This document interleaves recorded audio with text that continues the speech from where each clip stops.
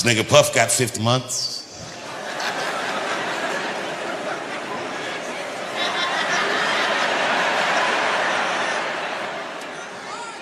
I don't like talking about this, but I'm gonna do it.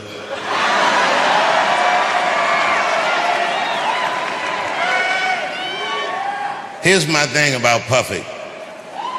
And I gotta state my bias.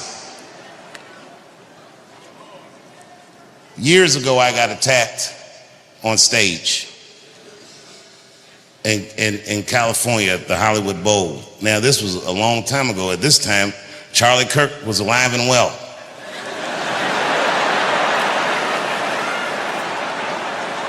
Well, this is another reason it's hard to talk in America, because, you know, if you talk for a living and see Charlie Kirk get murdered that way, I'm gonna be honest, nigga, I was shook. I mean, Charlie Kirk is the wholesome white guy, and they killed this motherfucker. I said, these whites.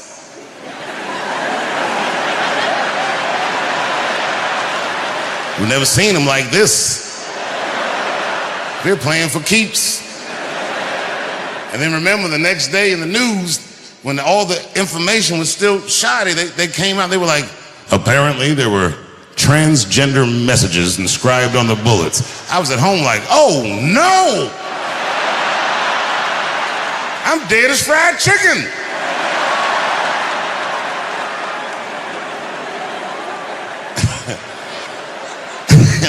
And then weeks later they said what was written on the bullets. One of the bullets had Bella Ciao, Bella Ciao, Bella Bella Bella Ciao written on it. Another bullet had written on it, if you're reading this, you're gay. I was at home like, nigga, I'm gonna need to see these bullets. How the fuck is this nigga writing whole paragraphs on bullets? How big are these bullets? What is this nigga, a watchmaker? He can inscribe all this shit on a bullet? I'm not making light of Charlie Kirk dying, but I'm not sure what it means. And I'm not sure I believe what they say it means. I'll tell you what I don't believe.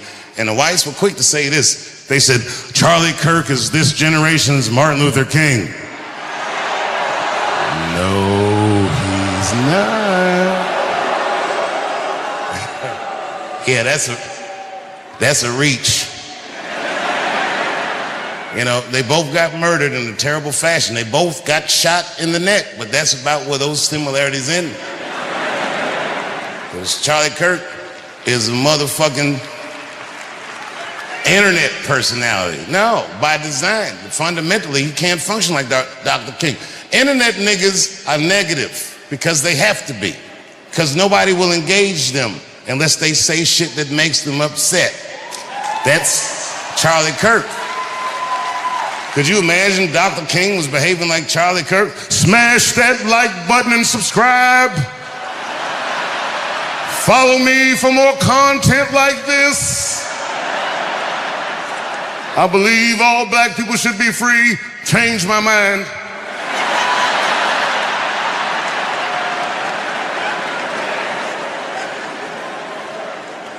The Congress took a vote that October 14th will be Charlie Kirk Remembrance Day, and everybody voted for it.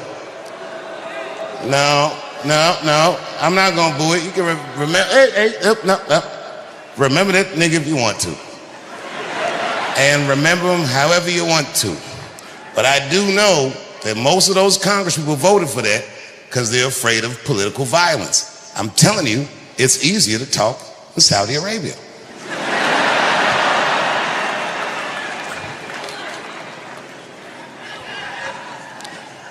I was on stage not long ago in the States and niggas got mad because I said, well, you know, maybe Puff will get off. And I said, I hope so. And the crowd was like, boo. Okay, look, it's not that I think Puff is right, but when I got attacked in LA at the Hollywood Bowl, people forget Puff was the guy that tackled my attacker. He saved my life. It's a hard nigga to be mad at after that. I had security that night, but you know what I mean? Them niggas they wasn't ready. Them niggas had some slippery shoes on or something. They ran out.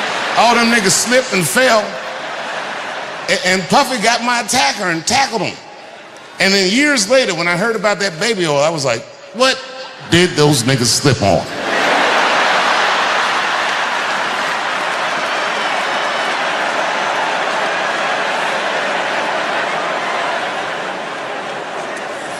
1,000 bottles of baby oil, that's a lie. But remember, he wasn't on trial for having 1,000 bottles of baby oil because it's not a crime to have 1,000 bottles of baby oil. It's gross. It's not illegal. And I'm gonna tell you something else I haven't said, but this is true. In LA one night, I shouldn't even tell, fuck it. I've been to Puffy's house.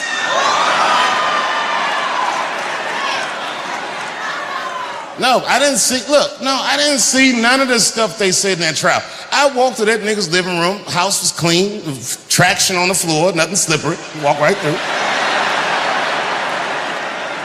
Perfectly normal evening. The only thing in hindsight, but at the time it didn't mean nothing to me. I didn't think about it until after I found all that stuff out, but in hindsight it was fucked up. But we was on his back patio, and we was drinking and laughing, talking, and then nigga Puff starts swirling his drink like this, and he goes, so Dave, he goes, what are you into? You know me, I was like, I don't know, nigga, books, video games,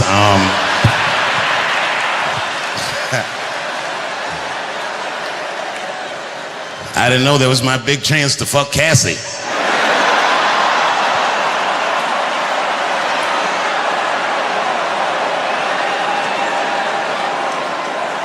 God bless her. I'm not making light of her. What she went through was terrible. But remember, because they kept showing this video of him beating her up in a hotel hallway, which is a terrible video. But he wasn't on trial for that. If you remember, he paid her for that before the federal charges ever came up. He paid her $35 million, is what I heard, which doesn't make it right, but I mean, come on, nigga. I do know niggas that have fought Floyd Mayweather for less money than that. And them niggas had to fight for 36 minutes.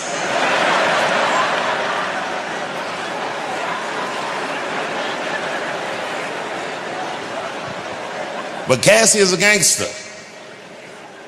She did something that I wouldn't wish on my worst enemy. She had to testify about her sex life. Boy, that's tough. God save us all from that.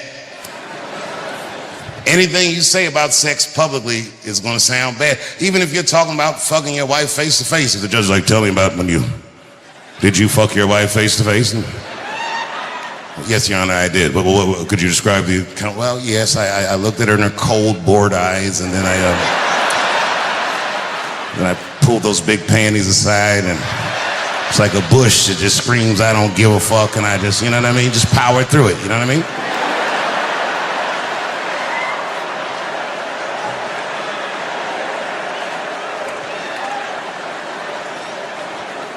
Cassie had to do way harder than that. Them questions, they was asking her all kinds.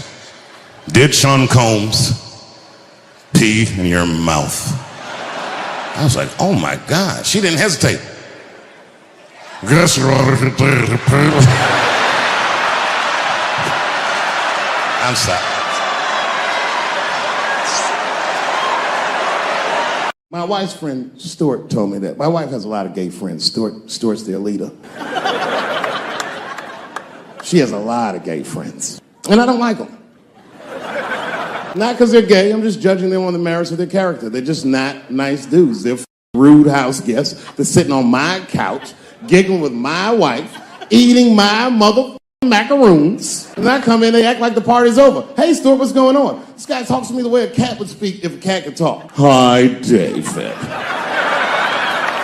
He always wants to have some kind of gay political argument. The last one was about a petition in federal court to take the words husband and wife out of the law. I said, well, why would you want those words out the law? He said, because it discriminates against same-sex couples. I was like, niggas, please save me the semantics. Just trust me, take your chips and get the fuck out of the casino. You're about to crap out. Go outside, talk that over amongst yourselves, and whichever one of you is gayer, that's the wife. I've never seen somebody in the office so high with the most just basic fucking solutions. We should not let any more Muslims in the country till we can figure out what's going on. Did he just say figure out what's going on. Who doesn't know how to do basic math? Let's count it out. There's been 17 mass shootings in the United States. 4 of them were done by Muslims. None of those 4 Muslims were from any of the 7 countries in your stupid ass original band.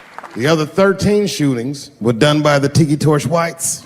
And you don't see me trying to ban white people from the show to keep the rest of the audience safe. It's a fucking terrible idea because it's mean and it's racist.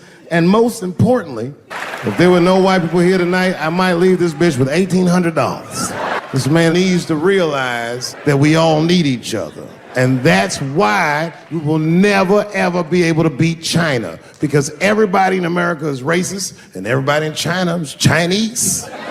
This guy, R. Kelly, got another sex tape out now. This guy makes more sex tapes than he does music.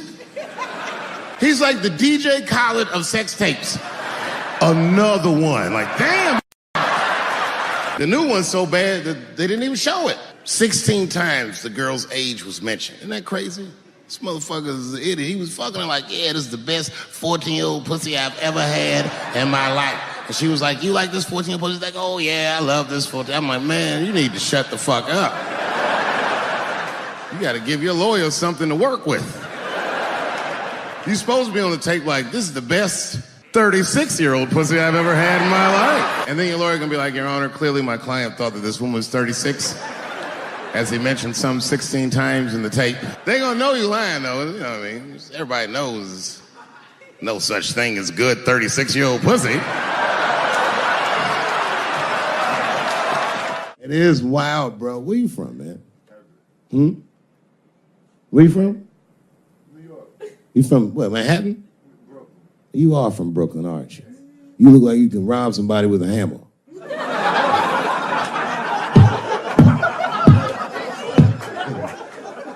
Brooklyn niggas rob you with shit they find around the house. I just got stabbed with a toothbrush. This nigga must be from Brooklyn. I'm fucking around. I think, okay, again, of all those letters, the T has the toughest road ahead. In fact, I think the T should stand for tough road ahead. They've got the longest mental gap to bridge. That's all I'm saying. Because, you know, whenever I see one of them T's on the street, I don't mind them, but I'll be like, man, I miss Bruce. I'm sorry, guys. I'm 42. I remember Bruce Jenner. Before the Kardashians, before all that, this motherfucker was a white American superhero. It was amazing. He was beating Africans at track and field. We'd never seen anything like it. He was on my cereal box growing up. You know how much of that cereal I ate, nigga? I didn't know he was gonna do that. I knew before you guys knew. I heard things on the street in Hollywood. You know, you just be out, see people. Hey, what's up, Kanye? Why the long face? Nigga, you'll see. I got 2 mother-in-laws now. There was a big dance coming up in the middle school. I was 12 years old. I said, Dad, can I go to the dance? He said, of course you can go to the dance. I want you to get out and meet some more kids. I said, great. It costs $3 to get in. And my dad said, ooh, sorry, son, I don't have it. I was like, what the fuck? You don't have $3?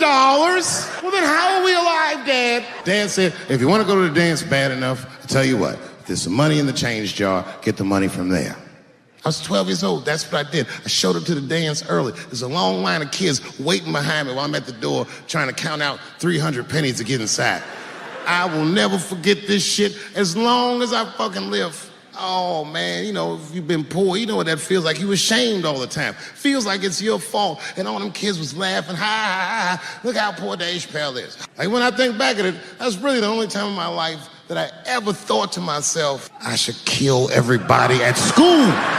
No, this is what I mean. Okay, look, okay, you're an Asian dude. No, I say this with no disrespect, but we're all Americans, right? And we can agree that America has a huge body count all over the world, but nowhere more than Asia. Literally, if you look at history, recently, we have bombed the masculinity out of an entire continent. We dropped 2 atomic bombs on fucking Japan, and they've been drawing Hello Kitty and shit ever since. There's a lot of lady boys in the wake of our bombs, and I know these things because my wife is Asian. She's Filipino. All right, well, okay, so that explains it. Now you know why you see me at all those Filipino events. I'm not there picking up pussy, I'm dropping some off.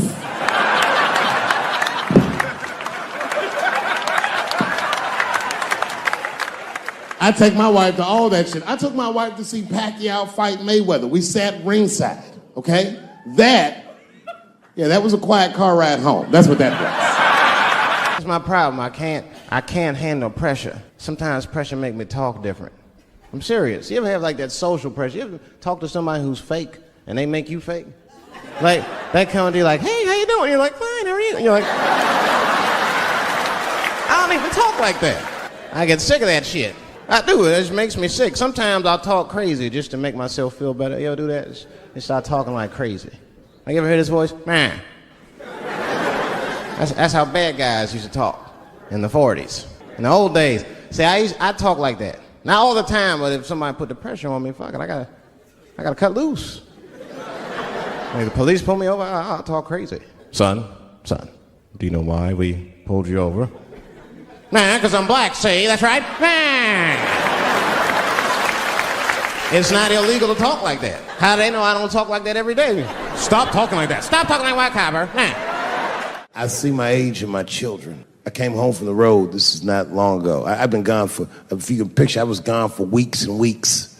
And when I came back, nobody was home. Now, one person in my family thought that maybe I'd like to see them when I got back. Like, they knew when I was coming back, but they just weren't home. And that shit was a wake-up call. But an empty house, that's some cold shit. And I went into my oldest son's room. I was like, hello? He was gone. And I'd never done this to him before, but for some reason I just did it. I just looked through his shit.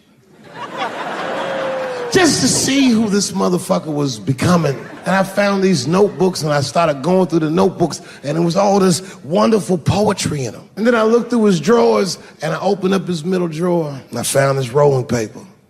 And I looked down at them papers like, oh, that's where that poetry's coming from. I'm doing a show somewhere and I'm on stage and I was a little drunk, you know. I figured to be safe because, you know, everybody's phones are locked up.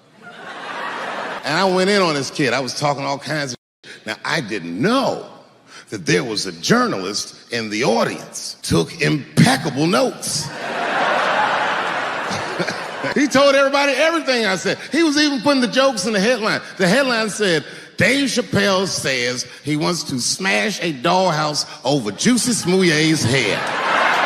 And I thought for sure when I read that headline, I said, well, that's it for me. I'm canceled. Lucky for me, that very same day, the Chicago police caught the motherfucker that actually did it. And hilariously, they were both Nigerian. Not only were they not white, they were very, very black. They were Nigerian, which is the funniest shit. The whole story is funny. Thank you very much for being here. But before I start tonight, I just wanted to read a brief statement that I prepared. I denounce anti-Semitism in all its forms. And I stand with my friends in the Jewish community. And that, Kanye, is how you buy yourself some time.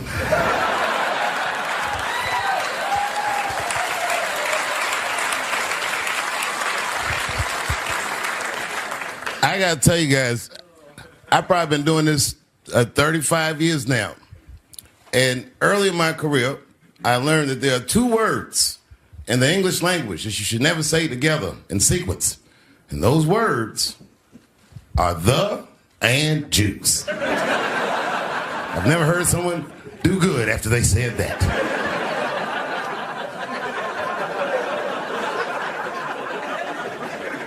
Kanye's gotten into some scrapes before. Normally when he's in trouble, I pull up immediately.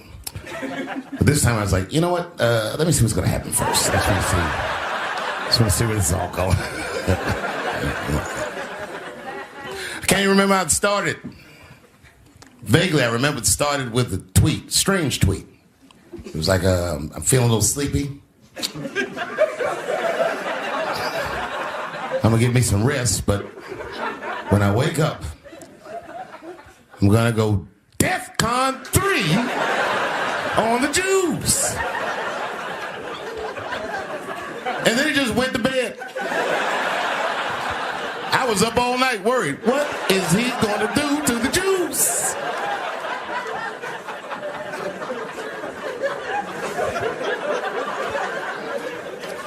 I grew up around Jewish people.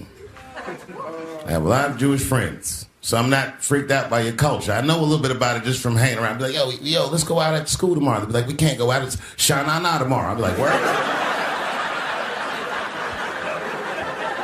What is Shanana? I had so many questions. Why do some of your people dress like Run DMC?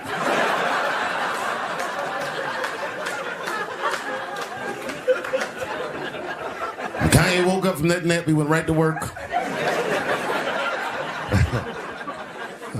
A year ago, I'd seen him on a podcast called Drink Champs, a great show, and it was an amazing appearance. Noriega and them were there, the rappers that I love, and they all had their gold chains and stuff on.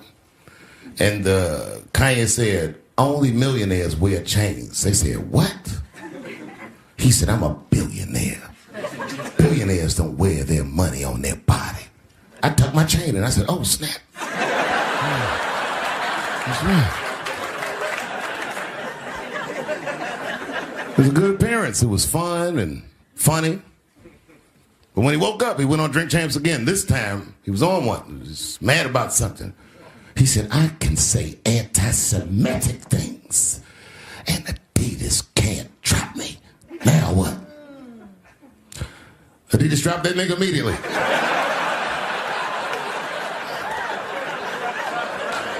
Ironically, Adidas was founded by Nazis. And they were offended. I guess the student had surpassed the teacher.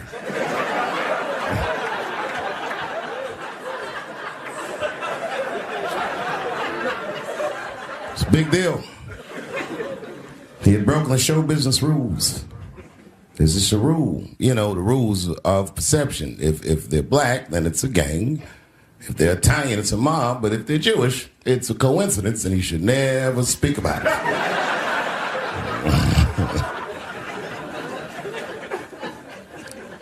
Kanye got in so much trouble, Kyrie got in trouble.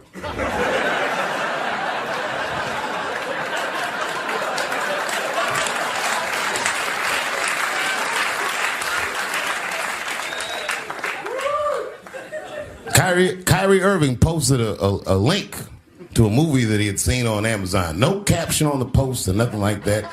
But apparently this movie had some, I don't know, anti-Semitic tropes or something. And it was some weird title like From Hebrew to Negro or something.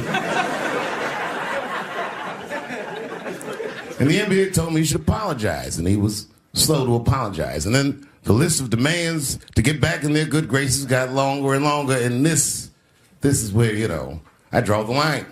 I know the Jewish people have been through terrible things all over the world, but you can't blame that on black Americans. You just can't. You know what I mean? Thanks for the one person that said that. A fair punishment would be he should just post a link to Schindler's List and y'all write your own captions.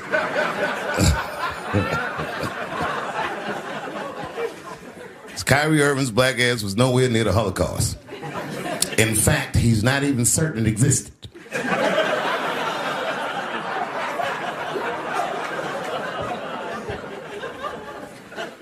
I saw one news pundit screaming about Kanye. She said, mental health is no excuse for that type of language.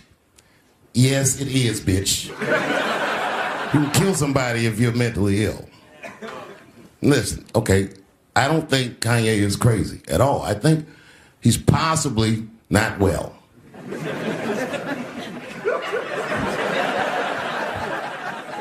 Well, I've been to Hollywood. I don't want y'all to get mad at me. I'm just telling you. I've been to Hollywood. This was just what I saw.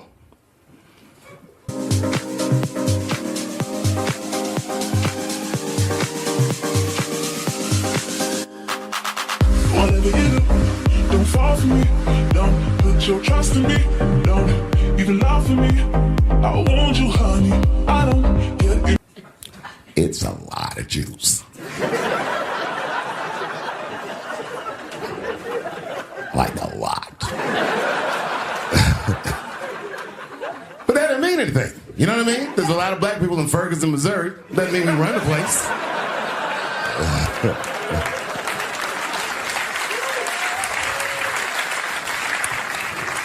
I could see if you had some kind of issue, You know what I mean? You might go out to Hollywood and your mind might start connecting some kind of lines, and you could maybe adopt the delusion that the Jews run show business. It's not a crazy thing to think, but it's a crazy thing to say out loud in a climate like this.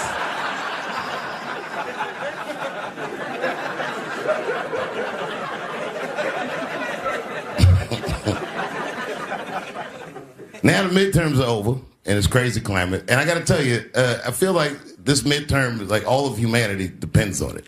And it's an ominous sign. The most ominous sign of the midterms, I believe, would be Herschel Walker, who I don't want to speak badly of because he's black. But I have to admit, he's observably stupid.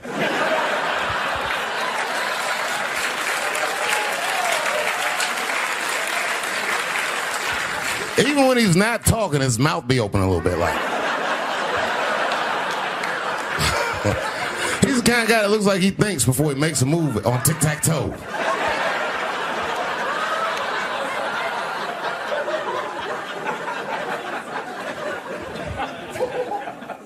And I'm watching the news now, they're declaring the end of the Trump era. Now, okay, I can see how in New York you might believe this is the end of his era. I'm just being honest with you. I live in Ohio amongst the poor whites. A lot of you don't understand why Trump was so popular, but I get it, because I hear it every day. He's very loved. And the reason he's loved is because people in Ohio have never seen somebody like him. He's what I call an honest liar. Well, I'm not joking right now. He's an honest liar. That first debate, I'd never seen anything like it. I've never seen a white male billionaire screaming at the top of his lungs, "This whole system is rigged," he said. And across the stage was a white woman, Hillary Clinton and Barack Obama, sitting over there looking at him like, "No, it's not." I said, "Now, wait a minute, bro. It's what he said." And the moderator said, "Well, Mr. Trump, if in fact the system is rigged, as you suggest, what would be your evidence?" You remember what he said, bro? He said, "I know the system is rigged because I use it." I said, "God damn." And then he pulled out an Illuminati membership card and chopped a line of cocaine up and did it right into the podium.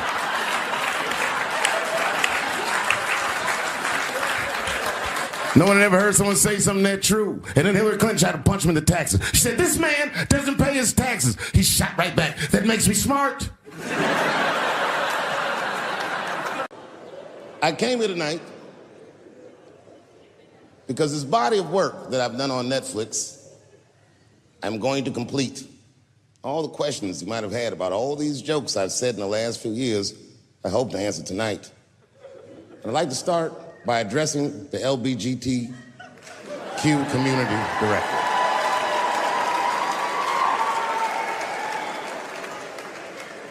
And I want every member of that community to know that I come here tonight in peace. And I hope to negotiate the release of the baby.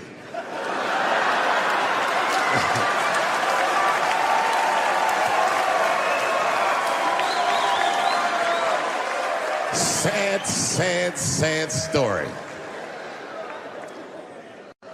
The baby was the #1 streaming artist until about a couple weeks ago. He took a nasty spill on stage and said some wild stuff about the LGBTQ community during a concert in Florida. Now, you know I go hard in the paint, but even I saw that shit and was like, God damn, the baby. Ooh, he pushed the button, didn't he? He pushed the button, punched the LGBTQ community right in the AIDS. Can't do that. Can't do that. But I do believe, and I'll make this point later, that the kid made a very egregious mistake. I will acknowledge that. But, you know, a lot of the LGBTQ community doesn't know the baby's history. He's a wild guy. He once shot a nigga and killed him in Walmart. Oh, this is true. Google it. The baby shot and killed a nigga in Walmart in North Carolina. Nothing bad happened to his career.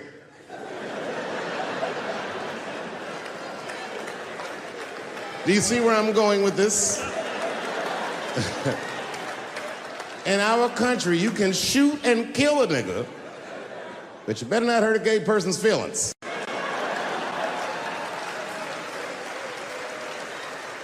And this is precisely the disparity that I wish to discuss.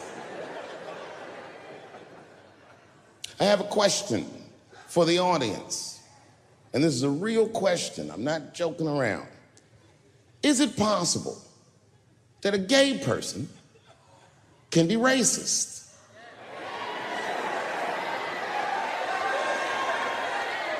Do you really think so? Of course it's possible. Look at Mike Pence.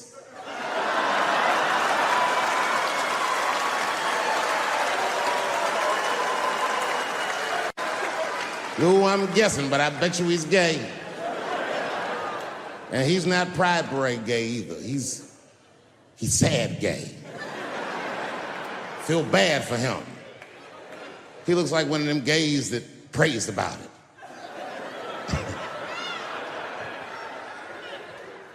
Jesus, please take these dirty feelings out of my heart.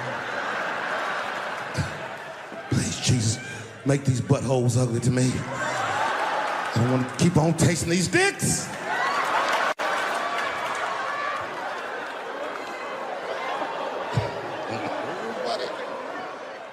You guys are confusing the emotions. You think I hate gay people, and what you're really seeing is that I am jealous of gay people.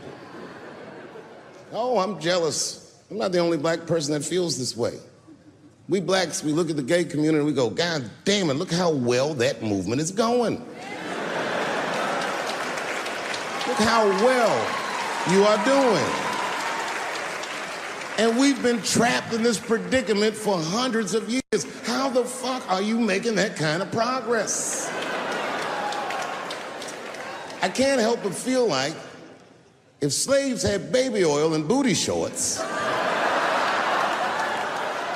we might have been free 100 years sooner, you know what I mean? If Martin Luther King was like, I want everybody to get up on them floats, get your bodies good and shiny.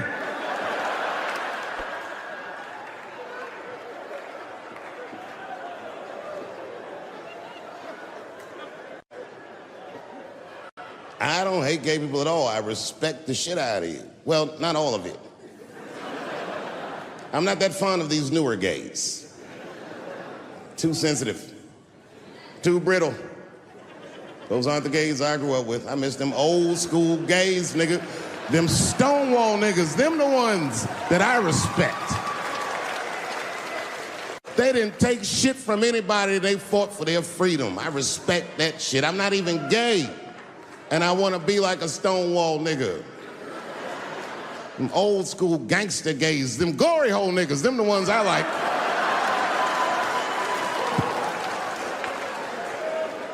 These new gays don't even know what the glory hole is. It's a hole in the wall the gay contractors built. You want to know why they put that hole in the wall? I'll tell you, there's no nice way to say it. Because when they want to have some fun, they will put their penises in that hole and hope for the best. I respect that shit. There's a lot of courage on both sides of that hole, nigga. I'm not even gay, and I want to try that glory hole out.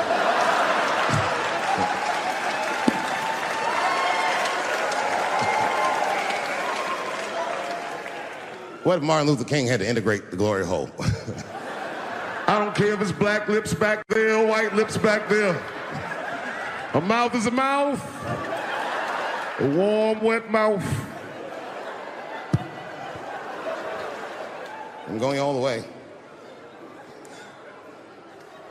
I got in a fight, almost got in a fight. It's complicated. I was in a bar in Austin with my wife, and it was during COVID, and a woman came to our table, and she was maskless, and this bitch came over, no mask, all H words. Hi, how are you? Droplets was coming out of this bitch's face. We all covered our drinks. Oh, bitch, what are you doing?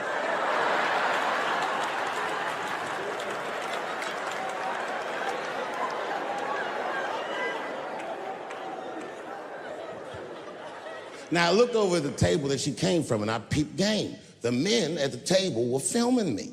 This happens when you're famous. People will come over and try to rattle your cage and get you to say something stupid or dumb so that their buddies can film it and they get a video of you embarrassing yourself. And clearly, I said, this is what's happening. And these dumb motherfuckers thought that it was my first rodeo.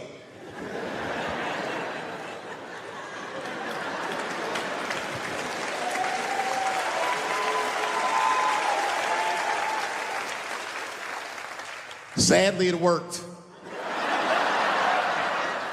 I ran right over there. I pointed right in the camera. I said, you's a bitch-ass nigga for doing this to me.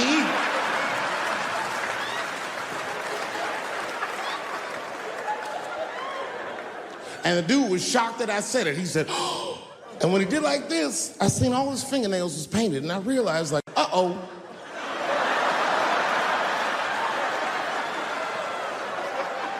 This fella's gay. Now, you know how I talk. I call everybody a bitch-ass nigga, you know what I mean? But that's not a right thing to do if they're gay, you know what I mean? And now I was in trouble. And not only that, the motherfucker was huge. He stood up. He was towering over me. He must have been 6'5", a big, white, corn-fed, Texas homosexual. This nigga was ready to fight. And he started barking on me, but I stood my ground. I wasn't scared. How could I be scared? This motherfucker's shirt was tied up in a knot like this. Oh, fuck this guy. Let's go, nigga, let's go. I thought we were gonna come to blows. I was ready, And then, right when you think we would fight, guess what he did? He picked up his phone and he called the police. And this thing I'm describing is a major issue that I have with that community. Gay people are minorities until they need to be white again.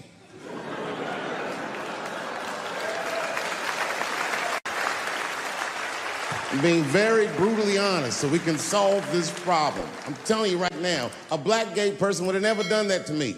Because a black gay person knows when the police shows up, they're not gonna care who called them. They don't show up like, which one of you niggers is Clifford? We're all Clifford. Oh, yeah. All right. Oh, really? Boy. That'll make it good to come home, boy, I swear. I know, man. It's been a while. DC's different. I mean, God, man, it took me years to be able to do this show, boy. DC has changed. It's different now.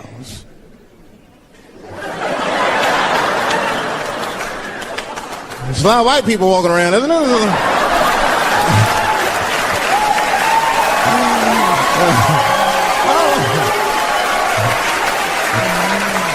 I mean, I left D.C. in the 80s. It was not like this in the 80s. When crack was going on. Remember when crack was going on? White people be looking at D.C. from Virginia with binoculars and shit. Well, that looks dangerous. Not yet. New white people. You can't scare these white people. I tried. Roll up on them. Boom! The hell is wrong with you?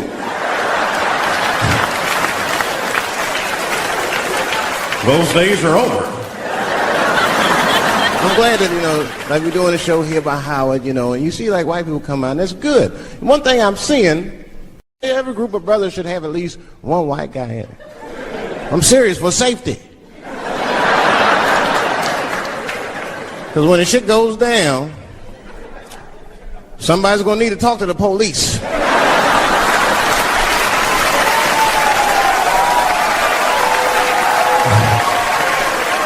I mean, that's when that white friend comes in handy. Uh-oh, Ernie, you want to get this one? Come on now, come on now. Do something. So black people are very afraid of the police. That is a big part of our culture. Don't matter how rich you are, how old you are.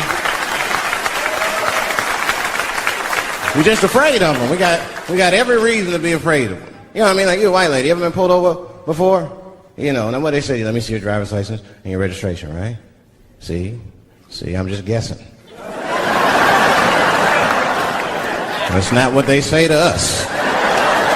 Well, you wouldn't believe what they say to us. Spread your cheeks and lift your sack. Like, what the fuck? Excuse me? You heard me. Spread open your cheeks and lift your sack. I got a driver's license, too. There's easier ways to prove who I am and shit. What does that prove? I can't go to the bank like that. Cash my check. What do you mean you don't have any ID? Wait a minute.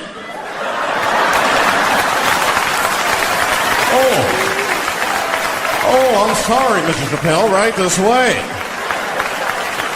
Why didn't you spread your cheeks in the beginning?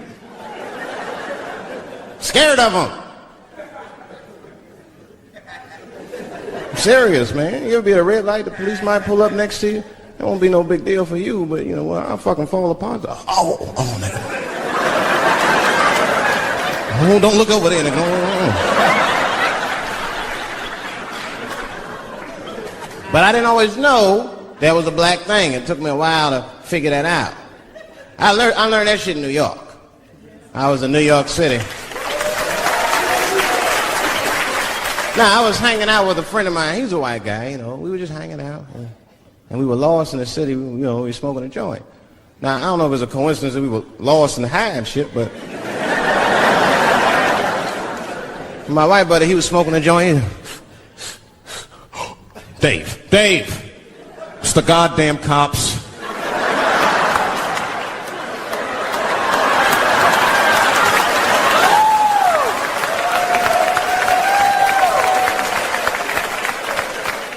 I'm gonna ask him for directions.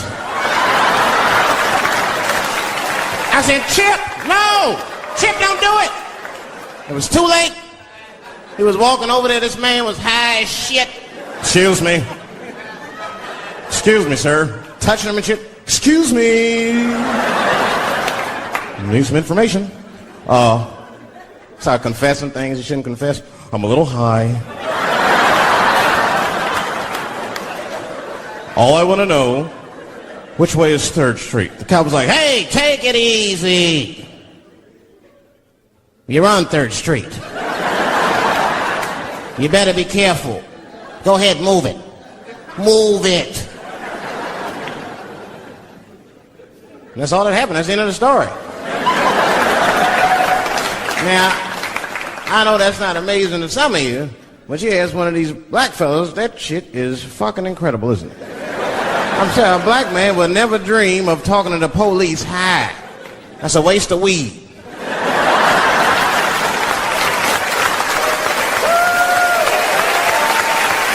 Serious.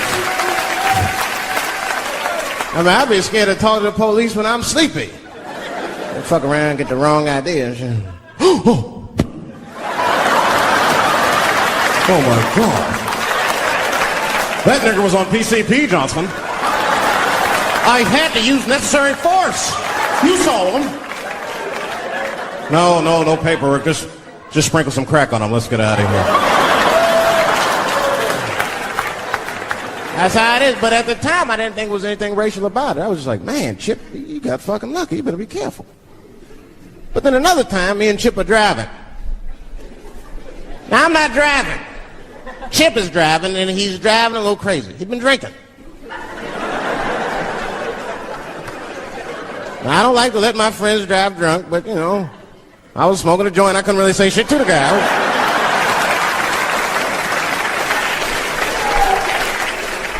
And we get at a red light. We stop at a red light. And a car pulls up next to us. And I'll never forget it. Chippy looks at me, he's all drunk, and she's like, Dave, I'm going to race him.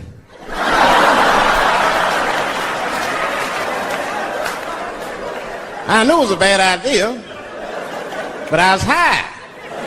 I tried to explain to him it was a bad idea, but all that came out was... Well, nigga, sometimes you got race. I don't know.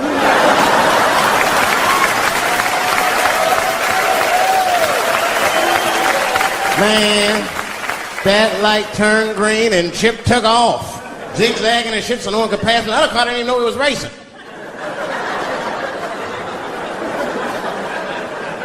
Then the police seen us and pulled us over. Now you understand, I'm scared as shit. I mean, come on, the car smells like weed. I've been speeding, this man is fucking drunk. I was scared. Chip was not scared at all. It was weird, he didn't even turn his radio down. Isn't it weird a little bit? I mean, if you get pulled over, wouldn't you turn your radio down? Nobody want to get their ass beat to a soundtrack and shit. You know what I'm saying? Chip had the music blasting. We're not gonna take it.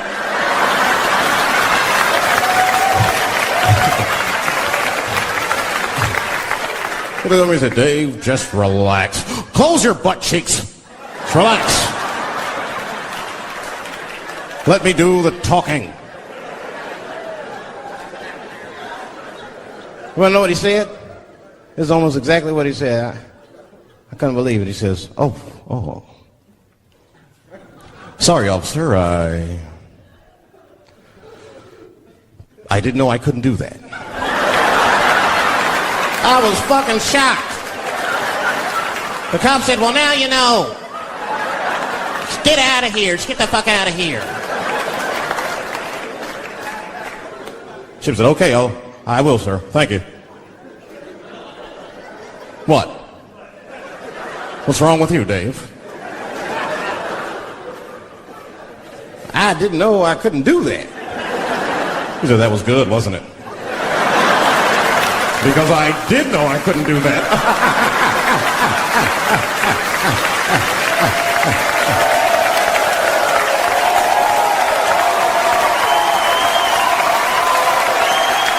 I was shocked. I wasn't shocked at the audacity of it. I was just shocked because I would have never thought to say that. I don't think any black dude would think to say that because they know we know the law. Every black dude in this room is a qualified paralegal and shit. He knows the law. I mean, if one of us even start to do something wrong, an old black man would pop out of nowhere. Nigga, don't do that. That's 5 to 10. Watch out. Well, we know the laws and the penalties. Guy Chip didn't even know he couldn't race. I'm not saying I don't like police. I'm not saying that. I'm saying I'm just scared of them. Nothing wrong with that. Sometimes we want to call them too. Somebody broke into my house once. It's a good time to call them, but I don't know. The house is too nice. It ain't a real nice house, but they never believe I lived in it. Oh, he's still here. Oh my God. Open and shut case. Johnson. I saw this once before when I was a rookie. Apparently this nigger broke in and hung up pictures of his family everywhere. Well, let's sprinkle some crack on him and get out of here.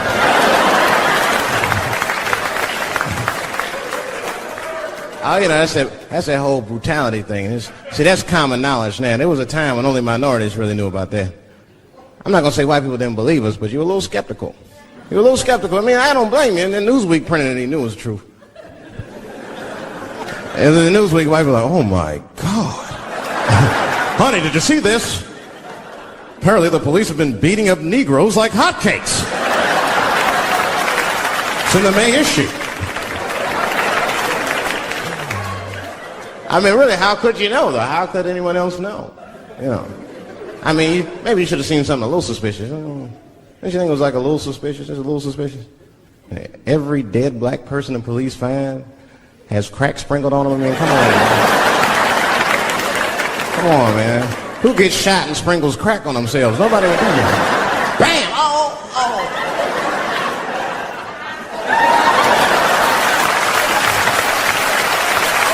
I don't want to leave no mysteries.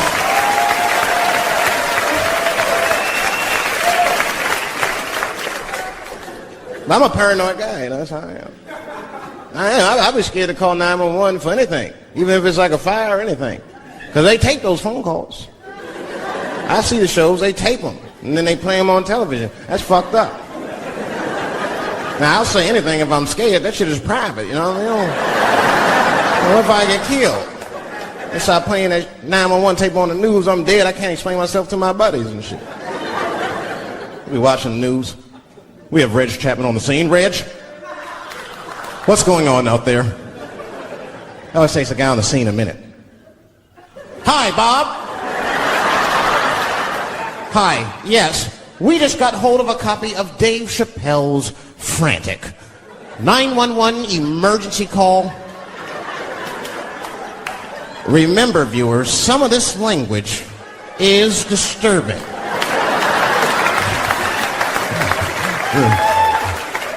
Hello, emergency. Help!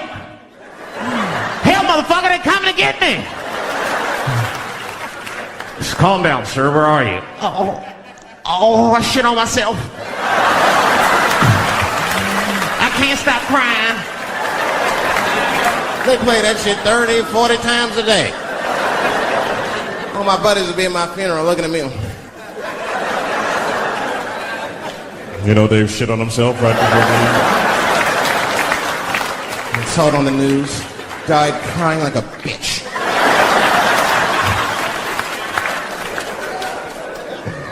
I'll be dead. I can't defend myself. That's not a nice thing to do. That's not a nice thing to do. I mean, it's a 911 tape. How they expect you to sound? Of course you're going to be scared. It's an emergency. There's nobody calls 911 cool and relaxed. That shit would sound ridiculous.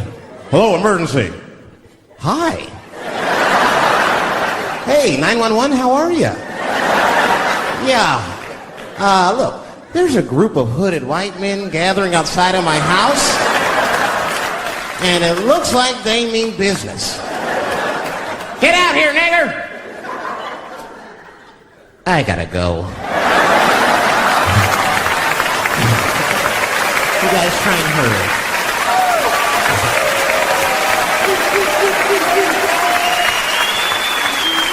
It's too much pressure. That's my problem. I can't handle pressure. Sometimes pressure make me talk different. I'm serious. You ever have like that social pressure? You ever talk to somebody who's fake and they make you fake? Like, they come to you like, hey, how you doing? You're like, fine, how are you? And you're like, I don't even talk like that. I get sick of that shit.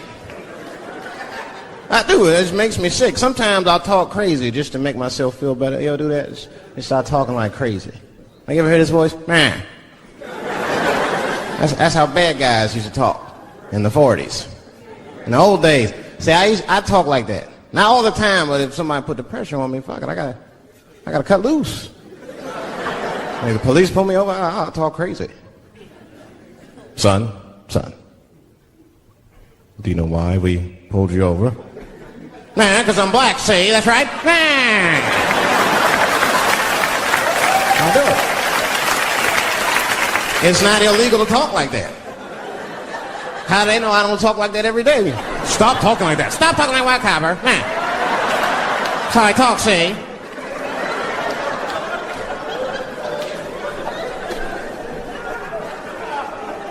You gotta make life interesting like that, because the shit is flimsy. Life is flimsy. You think you're gonna live forever, you ain't not gonna live forever. It's dangerous out here. We know what's going on. I travel now, you know. I used to think D.C. had the roughest ghettos in the country. Nah, nigga. I have seen some shit now. Oh, there's some rough areas outside of D.C. Yeah, everybody should go to the ghetto. I was taken to the ghetto one time. That's the worst. When you get taken and you're not expecting to go. You know, usually you want to know when you go in the ghetto, like, I'm going to see some wild shit. I got to prepare myself. I'm going to see something crazy. When you're taken, it's different. I had a limousine driver. It was after a show. It was late at night. It was like 3 in the morning. I had a limousine driver. He was a nice guy talking to me and shit. Oh, hey, where you from, dog? D.C.? Word? That's a rough city, man. And his cell phone started ringing. Hold on 1 second. Hello? Oh, what's up, nigga? What? What the fuck? Slow down. What? What the fuck? No! No! No! Fuck that, nigga. Fuck it. I'm on my way.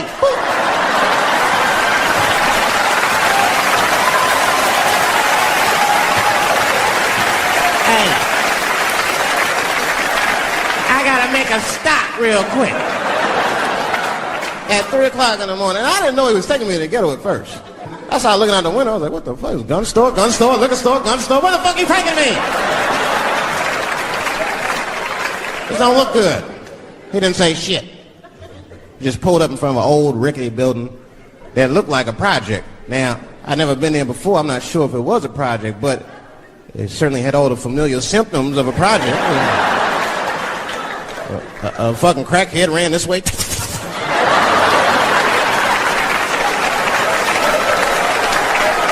And then another one jumped out of a tree and shit.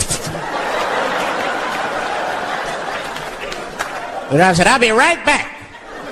And left me. Took the keys with him and just left me. At 3 o'clock in the morning, in front of a project, in a fucking limousine. This was not good. I was like, man, I gotta look around and see if I can see some landmarks and figure out where I'm at. Might have to escape on foot.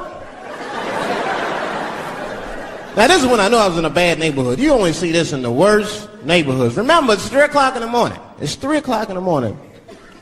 I look out the window. It was a fucking baby standing on a corner. Look at this. And the baby didn't even look scared. He was just standing there.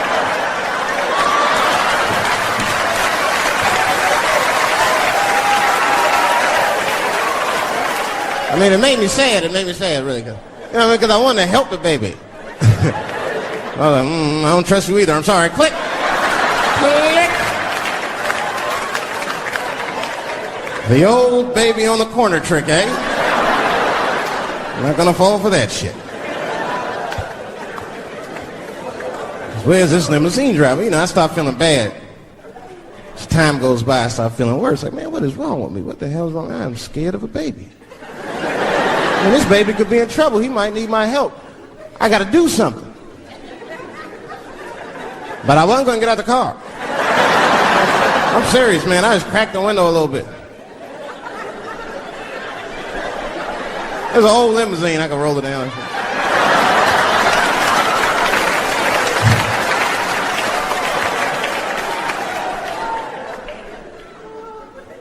Hey, baby. Baby, go home, man. It's 3 o'clock in the morning. What the fuck are you doing up?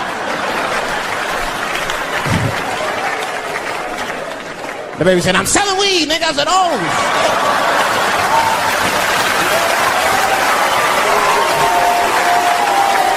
I wasn't expecting that.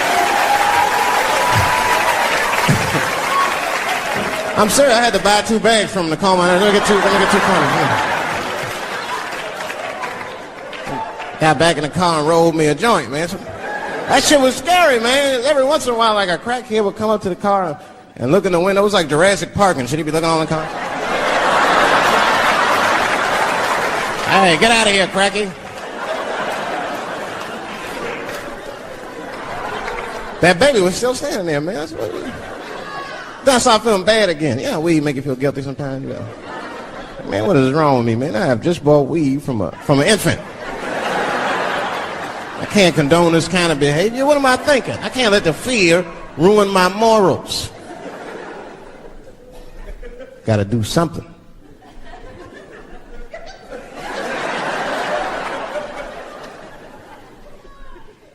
Hey, baby.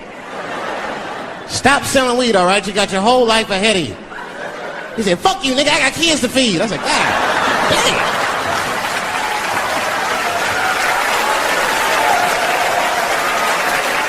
Sam. And just at that very moment, one of the crackheads was running across the street and got hit by a car. I know it was a hit and run. The police did it. That's all right. They sprinkled some crack on him and got back up.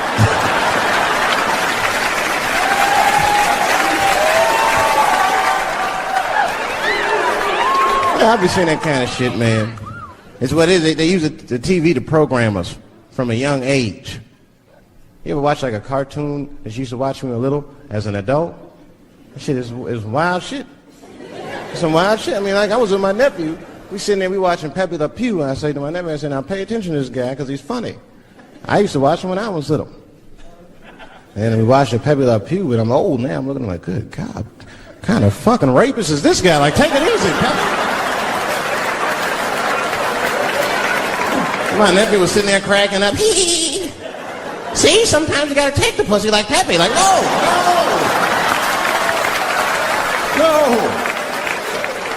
I had to turn the channel real quick. I turned on Sesame Street. I said, oh, Sesame Street. This is much better because now he'll learn how to count and spell. But now I'm watching it as an adult and I realize Sesame Street teaches kids other things. It teaches kids how to judge people and label people. That's right. They got a character on there named Oscar. They treat this guy like shit the entire show. They judge him right in his face. Oscar, you are so mean. Isn't it, kids? Yeah, Oscar. You're a grouch. It's like, bitch, I live in a fucking trash can. I'm the poorest motherfucker on Sesame Street. Nobody's helping me. Then you wonder why your kids grow up and step over homeless people. Get it together, grouch. Get a job, grouch. So don't even tell me how to get to Sesame Street. That is a terrible place. I wouldn't go there if I knew the way.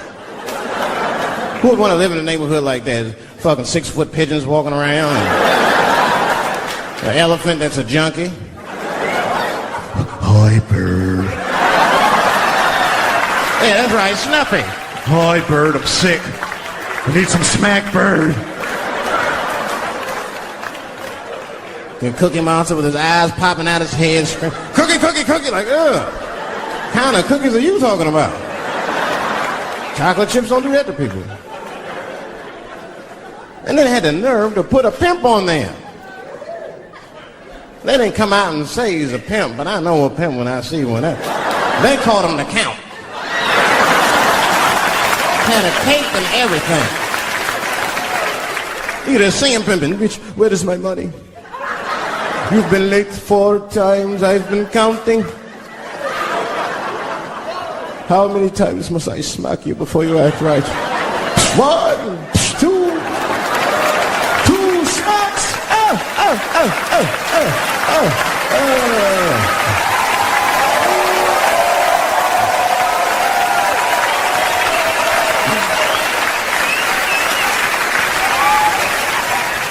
That's the thing, there's so much stuff to worry about. You know, the more you know, the more you don't know and shit. You know, like a lot of people be telling me, Dave, you know, you just gotta relax. The racism thing be bugging you too much. I be thinking about it. Sometimes shit'll happen. You know, a lot of black people can relate to this. Have you ever had something happen that was so racist that you didn't even get mad? You were just like, God damn, that was racist. I mean, it was so blatant, you were just like, wow. Like, you almost like it didn't even happen to you. It was like a fucking movie. That was like you was watching Mississippi Burning. Wow. That happened to me. I was in Mississippi. I was in Mississippi doing a show, and I go to the restaurant to order some food, and I say to the guy, I say, I would like to have, and before I even finish my sentence, he says, the chicken. I said, what the fuck? I could not believe it. Could not believe that shit. This man was absolutely right. I said, how did he know that I was going to get some chicken? I asked him, I said, how you know that? How did you know I was going to get some chicken? He looked at me like I was crazy. Come on, buddy. Come on, buddy. Now, everybody knew as soon as you walked through the goddamn door, you're going to get some chicken. There's no secret down here that blacks and chickens are quite fond of one another. Then I finally understood what he was saying, and I got upset. I wasn't even mad. I was just upset. I wasn't ready to hear that shit. All these years, I thought I liked chicken because it was delicious. Turns out I'm genetically predisposed to liking chicken. So it's whack. I got no say in the matter. I got ruined chicken for me. I'm scared to eat it in public. I want somebody to see me and say something. You know what I mean? Like, you be eating some chicken?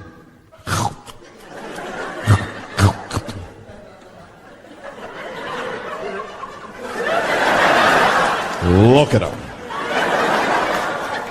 He loves it. Just like it said in the encyclopedia. Look how happy he looks.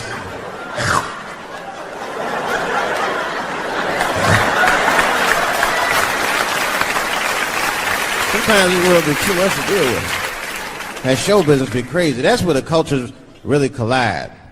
Show business bring a lot of races together. Sometimes it works, sometimes it don't.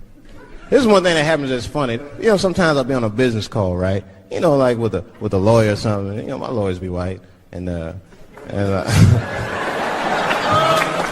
we'll be on a call, right? And they'll be like, "Oh, okay, Dave, we're gonna close the deal. Was that fine with you?" I'll be like, "Yeah, that's good for me." Great. You have a good weekend, Dave. I'll be like, "All right, you too, man. Peace." Oh, all right, bye-bye.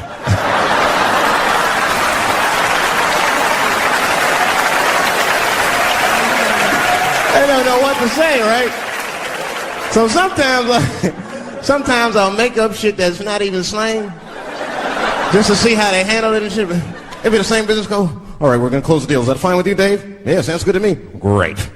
You have a good weekend, Dave. All right, buddy. Zip it up and zip it out. Oh. All right. Zippity-doo-dah. Bye-bye.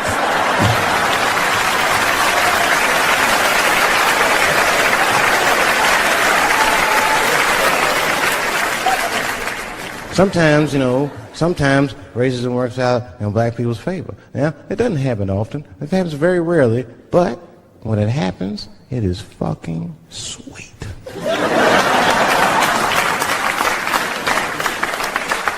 I'm serious. This one time racism saved my life, man. I was on a plane.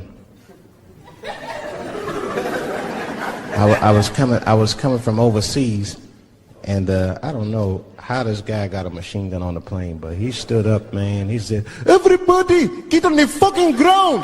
Nobody look at my face!" I started freaking out. Because he was Chinese. I was like, why is he talking like that?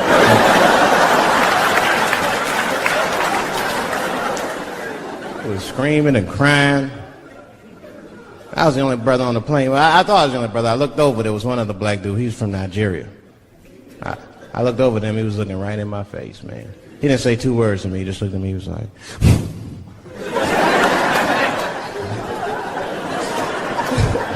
He didn't need to talk. I knew just what he was talking about. I looked right back at him. I was like...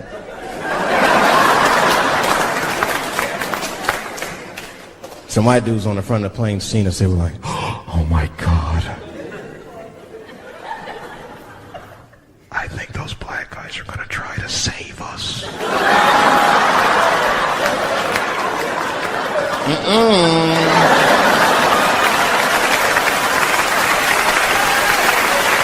We were just communicating that we understood the situation. We were both seeing the same thing. What we understood was simple. Terrorists don't take black hostages. That's the truth. I have yet to see one of us on the news reading a hostage letter.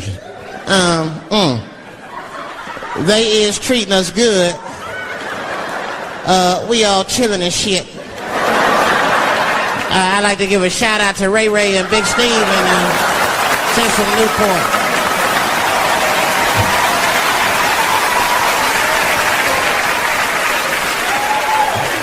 You're not going to see it. And terrorists are smart. They know what they're doing there, They terrorists. They know that black people's bad bargaining chips.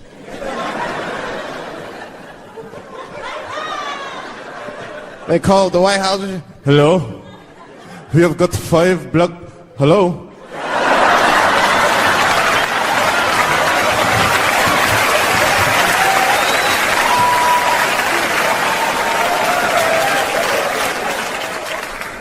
You'd be back in D.C. You know, I was thinking, man, this is an election year. I'm going to ask you, you're a white guy, do you know who you're voting for yet? Don't know, do you?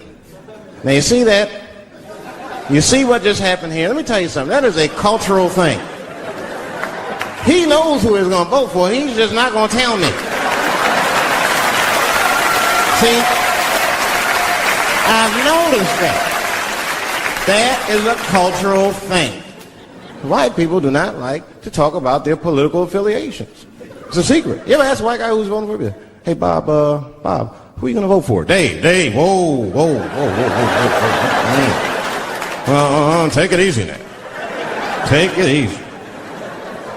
So anyway, I was fucking my wife in her ass, right? And I mean, it was something else. Yeah, but who are you voting for? Dave, come on with the voting. I'm trying to tell you about fucking my wife here. Ask me all these personal questions. They don't like to divulge that information because it matters to them. Black people talk about that shit. Black people will openly talk about politics. Black people will openly talk about beating up politicians and shit. If I see George Bush, I'll kick his motherfucking ass for cutting my Medicaid. Okay, say it. Black people just say it. But there's a reason for that. It matters more for that. It matters more. Black people see even when I vote, right, which I don't, but even when I think about who I would vote for, right, I don't even look at their political policies. I just look at their character. You know what I'm saying now? You gotta read, no, I'm serious. You gotta read between the lines. Like, you look at Clinton, and black people like Clinton, because we've seen him on the campaign. I saw one thing on the campaign trail. He actually just picked a black baby up and kissed him. Come here, you little nigger baby. Mwah! I just kissed him. I said, I like that. He did not hesitate or nothing. You see George Bush Jr., he be there, ugh.